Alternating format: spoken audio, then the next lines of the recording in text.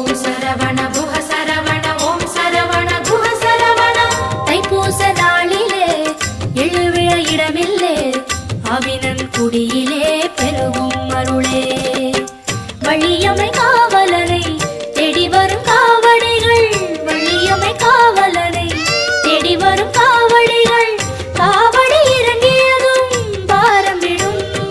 குஹன் என்றாலே மனம் பஞ்சாகும், குஹன் என்றாலே மனம் பஞ்சாகும்.